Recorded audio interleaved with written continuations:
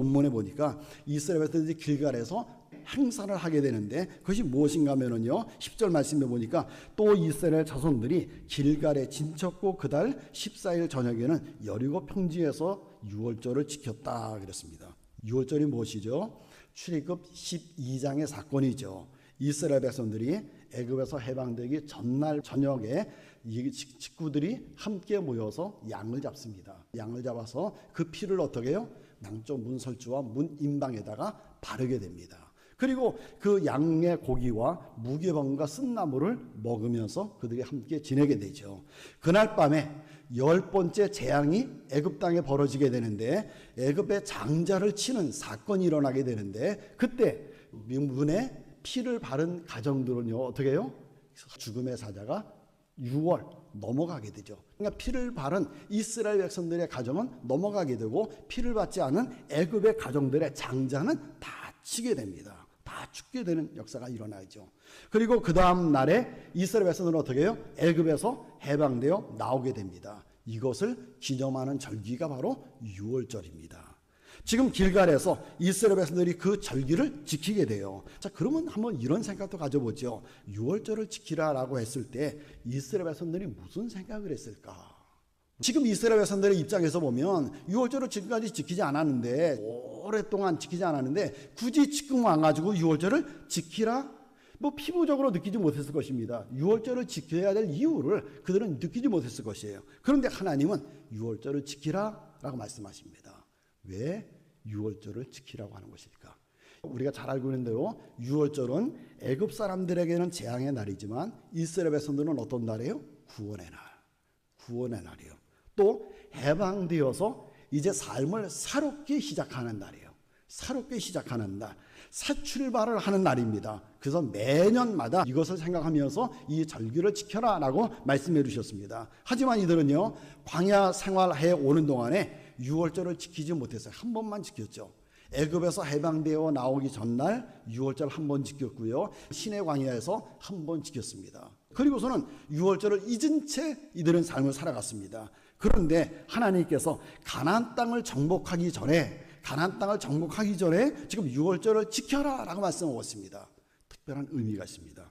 과거에 애굽에서 보여주셨듯이 하나님께서는 이스라엘 백성들을 죽음의 위기에서 반드시 건져주시겠다, 구원해 주시겠다고는 구원의 언약을 다시 생각나게 하시는 거예요. 유월절을 지킴으로 인해서 그래 애굽의 장자들을 다 칠 적에 하나님께서 우리는 구원시켜 주셔서 우리의 장자들은 끄떡없었어, 우리의 장자들은 전혀 죽지 않았어, 이거를 생각하도록, 구원을 생각하도록 하나님께서 유월절을 지키라고 하신 것입니다. 그러므로 백성들이 유월절을 지킴으로 구원의 하나님을 생각하면서 하나님께서 반드시 우리를 가나안 땅에서 지켜줄 것이다, 가나안 땅에서 구원시켜 주실 것이다, 앞으로 수많은 전쟁이 있을 텐데 그 전쟁 동안에 하나님께서 우리를 구원해 주실 것이다, 지켜주실 것이다 라고 하는 믿음을 갖게 하시는 사건입니다. 그리고 출애굽은 뭐예요? 새로운 시대, 새로운 세상으로 살아가는 그런 새로운 출발이죠. 바로 새 시대를 열어주시려는 거예요. 지금까지 이들은 하늘에서 내려온 만나를 먹었습니다. 이제 만나를 먹던 그 시기는 지나고요. 이제 어떤 시기예요? 이 땅의 소산을 먹는 새로운 시대가 열렸다는 것을 가르쳐 주는 것입니다. 그러니까 유월절은 지금까지도 하나님께서 사랑해 주시고 은혜를 부어 주셨지만 앞으로 이 가나안 땅에서는 더 함께 해 주시겠다, 더 사랑해 주겠다, 더 하나님을 누리도록 해 주겠다, 더 좋은 것으로 누리며 살도록 만들어 주겠다는 하나님의 마음을 전하는 사건이 유월절을 지키라는 것입니다. 여러분, 우리에게도 유월절이 있습니다. 우리에게 유월절은 무엇이죠? 유월절 어린 양 되시는 예수님의 십자가의 사건을 통해서 우리가 구원받은 것입니다.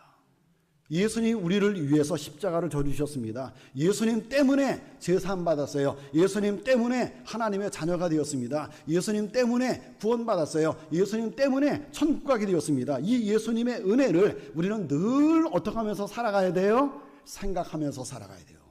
그 예수님을 늘 우리는 생각하면서 살아가야 됩니다. 예수님을 생각하고 예수님의 은혜를 생각하는 것이 우리에게 큰 소망을 갖게 해주는 거예요. 예수님이 나를 사랑하신다. 그래, 예수님이 나와 함께 하신다. 예수님이 나를 구원해 주셨다. 예수님이 나에게 좋은 것을 주신다. 예수님이 나에게 좋은 것을 누리도록 해주신다라고 하는 소망을 갖게 해주는 것입니다. 예수님 생각하고 예수님의 구원을 생각한다고 하면 우리가 소망을 가지고 살아가는 거예요. 새로운 세대가 열리는 것처럼 그런 우리의 삶을 살아가는 것입니다. 그래서 예수님을 생각하면서 살아가는 사람은 어떤 문제가 온다 할지라도 낙심하지 않습니다. 절망하지 않습니다. 오히려 예수님을 어떻게 해요? 붙잡고 삶을 살아갑니다. 이 문제를 통해서 예수님이 또 어떤 복을 주실까? 이 문제를 통해서 예수님이 또 어떤 은혜를 주실까? 이 고통을 통해서 예수님이 어떻게 역사하실까? 오히려 기대를 갖게 됩니다. 기대를 갖게 돼요. 그런데 예수님을 생각하지 않는 사람은요, 어떤 힘든 문제가 닥치게 되면 실망하게 되죠. 절망하게 되죠. 왜요? 붙잡을 분이 없기 때문에. 붙잡고 살아갈 분이 없기 때문에. 우리 어떻게 되죠? 이스라엘 백성들이 유월절을 지키면서 출애굽의 은혜를 그들이 생각하고 하나님의 은혜를 생각했던 것처럼 우리도 누구 생각하면서 살아가야 돼요? 예수님. 그렇죠? 예수님 자꾸 생각하고 예수님 자꾸 생각하고 또 생각하면서 살아가야 되는데, 그렇죠? 그런데 여러분, 우리가 어떻게 살고 있냐는 거예요. 예수님을 잊고 살아가는 것은 아닌가. 여러분 한번 생각해 보세요. 나는 어제, 멀리도 말고 어제 얼마나 예수님을 생각하면서 살았는가. 예수님 몇 번이나 생각하셨어요? 예수님 얼마 동안이나 생각하셨습니까? 예수님의 구원의 은혜, 예수님의 동행하심을 내가 얼마나 생각했는가. 한번 생각해 보세요. 오늘부터는요, 살아가시면서 예수님을 자꾸 생각하시기 바랍니다. 일하면서도 예수님 생각하고, 길을 가면서도 예수님 생각하고, 쉬면서도 예수님 생각하고, 좋은 일이 있을 때 예수님 생각하면서 감사하고, 또 어려운 일이 있을 때, 힘든 일이 있을 때 예수님 생각하면서, 그래, 예수님이 이것을 통해서 오히려 내게 더 좋은 것 주실 거야. 예수님 이거를 통해서 오히려 더 영광 받으시도록 더 역사해 주실 것이야. 그 예수님 생각하고, 어떤 일이 있으면 그 일을 예수님과 연관 지어가면서 예수님을 생각하고 또 생각하는, 예수님을 생각하면서 살아가시는 여러분의 삶이 되시길 바랍니다. 그래서 오늘도 행복한 삶을 살아가시는 여러분 모두가 다 되시기를 주님의 이름으로 축원합니다. 이 설교를 들으시고 생각나는 분이 계시면 보내주세요. 그분에게 분명 도움이 될 것입니다. 그리고 여러분의 생각을 댓글로 남겨주셔서 함께 나누길 원합니다.